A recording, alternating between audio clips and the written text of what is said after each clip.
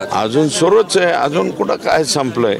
ही लढाई अजून बऱ्याच दिवस चालेल, जोपर्यंत हे आकाचे सगळे सहकारी आका आणि त्यांचे ज्यांनी ज्यांनी संतोषला मारलेला आहे हे सगळे लोक फाशीवर जाईपर्यंत ही लढाई चालू राहणार आहे। अजून फार अप अँड डाऊन होणार आहे त्याच्यामध्ये। मुख्यमंत्र्यांची ज्यावेळेस सभा होती त्यावेळेस तुम्ही असं म्हटलं की तुम्ही तारखेला काहीतरी बॉम्ब फोडणार आहेत, ते काय झालं त्याचं? अजून बॉम्ब ना त्याचे कागद आलेले आहेत ना माझ्याकडे, कागदावर अभ्यास करावा लागतो। अचानकपणे बॉम्ब फोडून उपयोग नाही। संपूर्ण डॉक्युमेंट्स जे आहेत ते येऊन त्याचा अभ्यास करून मग त्याच्यावरती बॉम्ब फोडला तर तो बॉम्ब हे होतो।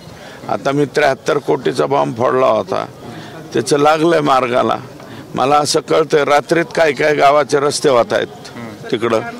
मला असं वाटतं सवड असली तर तुम्ही जे आहे ते एकदा मला वाटतं परळी मतदारसंघात जाऊन यावं। विदाऊट म्हणजे डायरेक्ट BBMचे रस्ते व्हायला लागलेत, त्याला खाली जो हे बेस ते तुम्ही जाऊन बघा ना। मला लोक सांगतायत आमच्या गावचा रस्ता चालू झाला, तो भी थोडा तिडका नाही, 8-8 किलोमीटर 16-16 किलोमीटरचे रस्ते चालू झाले। आज मनोज जरांगे पाटलांनी प्रेस गंडाचा संतोष हत्या प्रकरणी त्यांनी शंका व्यक्त केली।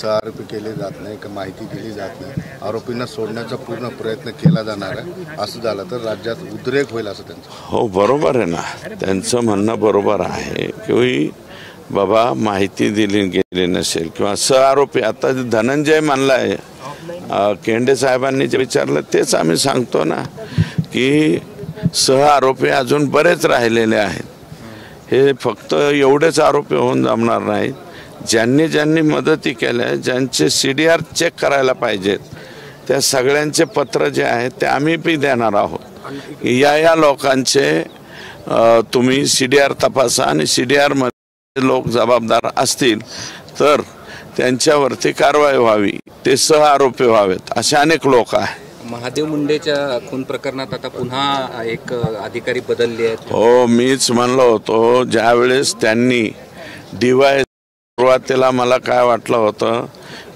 तपास, माझी स्वतःची मागणी SP बीड यांच्याकडे LCB कडे हा तपास द्यावा, परंतु त्यांनी तसं केलं नाही।